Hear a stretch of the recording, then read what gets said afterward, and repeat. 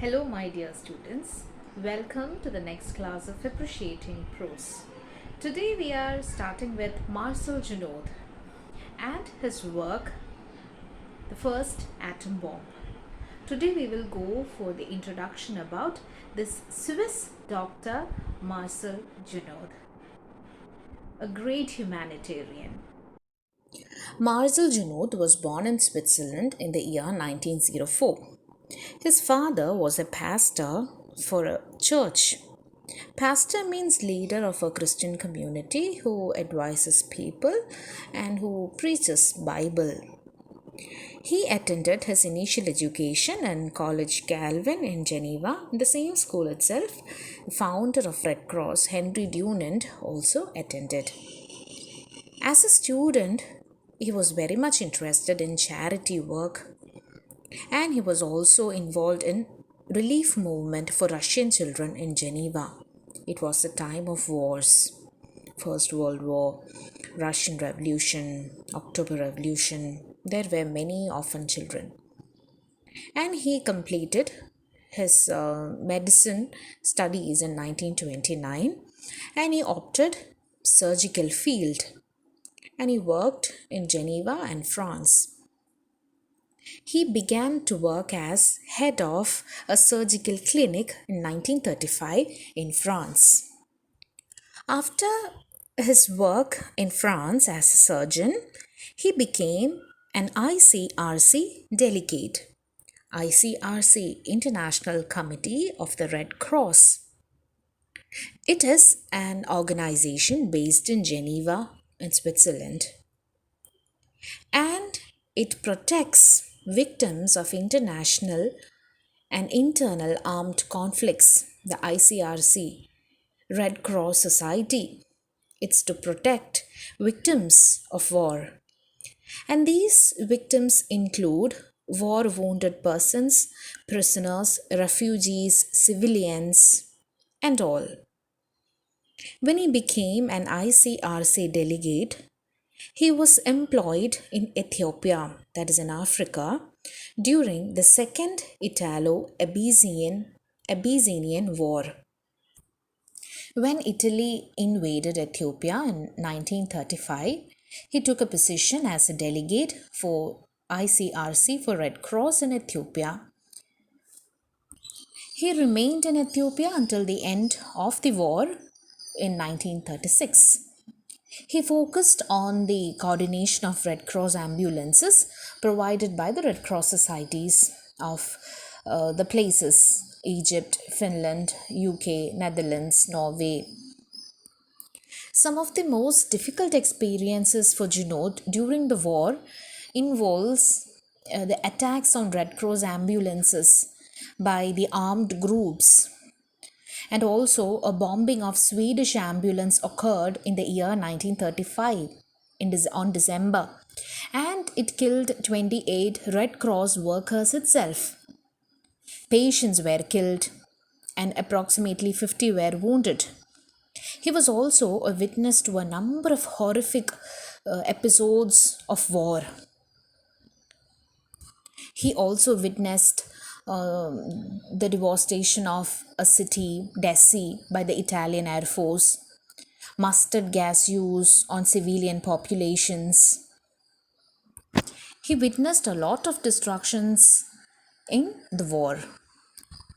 This mustard gas can cause severe skin burns, blisters. It can affect the lungs, and it may even cause blindness. He said in his work Warrior Without Weapons, in his book, men were stretched out everywhere beneath the trees. There must have been thousands of them. As I came closer, my heart in my mouth, I could see horrible suppurating burns on their feet and on their emaciated limbs. Life was already leaving bodies burnt with mustard gas. The monotonous chant rose towards the refugee of the emperor, but who was to have pity? Who was to help them in their suffering? There were no doctors available, and our ambulances had been destroyed. In 1936, ICRC Red Cross again sought a representative for an investigation mission in Spain. It was a time civil war was broken out and Junod went to Spain. He was actually deployed there for 3 weeks, but he ultimately stayed for over 3 years. Civil war was happening in that time from 1936 to 1939 in Spain. Due to his committed work in Red Cross, he achieved the release of 5,000 prisoners from in Spain and whose lives were endangered for fighting in the city, for fighting for the city. Junod also organized a research and information exchange regarding prisoners and missing persons. It was actually setting up agencies to get information about civilians and prisoners of war.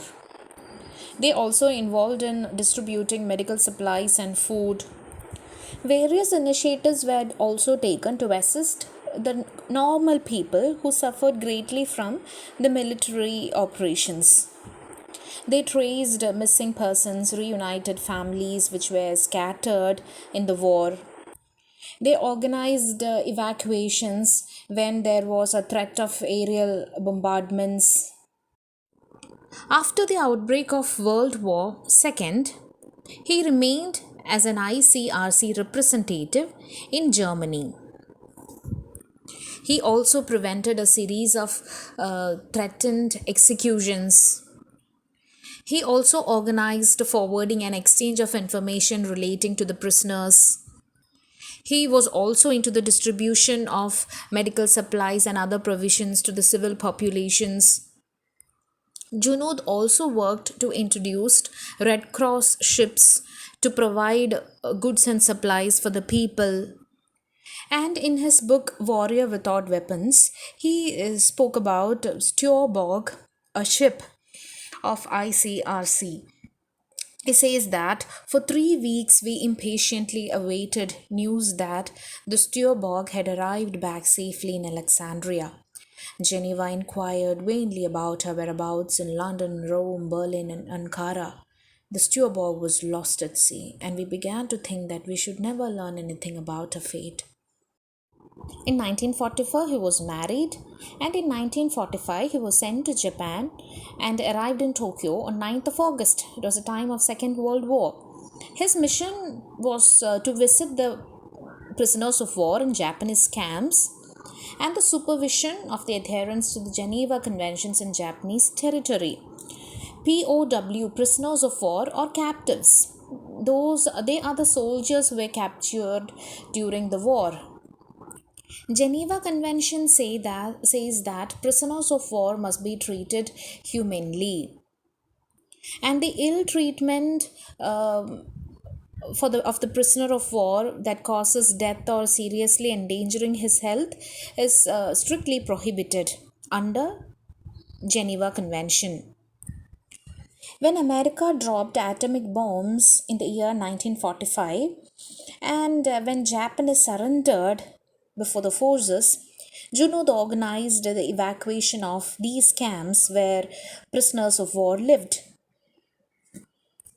On 30th of August, he received evidence and a telegraph description of the conditions in Hiroshima.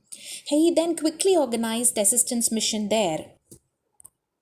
And on 8th of September, just within a week, after a week, he became the first foreign doctor to reach the site.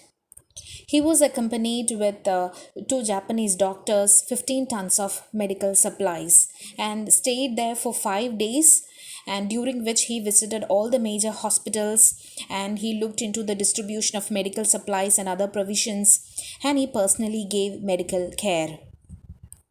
The photographs from Hiroshima he gave to the ICRC, the Red Cross, and those were the pictures, those were the early pictures after the explosion. He records in Warrior Without Weapons. On what remained of the station facade, the hands of the clock had been stopped by the fire at 8:15. It was perhaps the first time in the history of humanity that the birth of a new era was recorded on the face of a clock. He returned to Switzerland in the year 1946, and after he returned, he wrote the book Warrior Without Weapons. It describes, in a very personal language, his experiences during his various Red Cross deployments. Our essay, The First Atom Bomb, is also taken from Warrior Without Weapons. The book was published in German, in Spanish, in Danish, Swedish, Dutch, Japanese, and Italian translation was also came in 2006. The book is also called the bedside volume of all young ICRC delegates. From 1948 to 1949, for 2 years, he was an active representative of UNICEF in China, the UN's Children's Help Organization in China. He then became a specialist in anesthesiology. He again began his regular work once again as a doctor. He was also finally able to devote himself to medical research, and he became the director of an anesthesiology department in Geneva. In the year 1950, he received a gold medal for peace of Prince Carl of Sweden for his humanitarian service. He became vice president of ICRC in the year 1959. In the year 1957, he attended an International Red Cross conference in New Delhi also. Marcel Junod attended various conferences across the world of conferences regarding Red Cross. He attended various conferences around the world. He died in the year 1961 from a massive heart attack while working as an anesthesiologist in an operation. And the ICRC received a lot of condolence letters, approximately more than 3,000 letters they received from all over the world expressing the mourning of the person. He was posthumously awarded the Order of the Sacred Treasure by the government of Japan.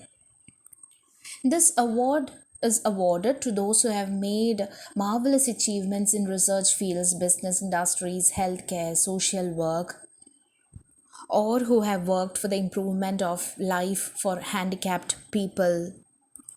In the year 1979, a monument to Junod was inaugurated in the Hiroshima Peace Park. It's a memorial park in the center of Hiroshima, which is dedicated to the legacy of Hiroshima as the first city who witnessed the nuclear attack.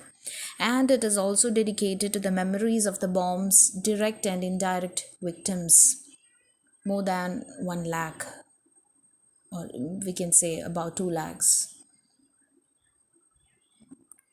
Each year, on the anniversary of his death, a commemorative meeting is held in front of the monument. And also, there is a long sentence from his book, Warrior Without Weapons, is written on the back of the Hiroshima monument. All these pictures are not merely out of the past. They are still with us all today, and they'll be with us still more tomorrow. Those wounded men and those pitiful captives are not things in a nightmare. They are near us now. Their fate is in our care. Let us place no reliance on the slender hope which lawyers have aroused by devising a form of words to place a check on violence. There will never be too many volunteers to answer so many cries of pain, to answer so many half-stifled appeals from the depths of prison and prison camp. Those who call for help are many. It is you they are calling. A similar monument was also inaugurated in Geneva on 13th of September 2005. You can see Benoit Junod, son of Dr. Junod, with his family in front of the monument in Geneva. So children, what we have to learn is the essay written by this man, Marcel Junod, The First Atom Bomb. Isn't it inspiring? Isn't it heart-touching? As human beings, we have some responsibilities towards other people. We have to take care of other people around us, not just our family members, even other people. Maybe you cannot help other people with many provisions, but you can help them with good talks, with a smile on your face. You can inspire others, isn't it? Be a good citizen. We will try, everybody, we all will try to be good citizens also. Like everybody cannot work like Marcel Junod, right? But of course, we can take care of the people at least around us. So, dear students, we will start with the essay First Atom Bomb in our next class of appreciating prose. Happy learning. Thank you.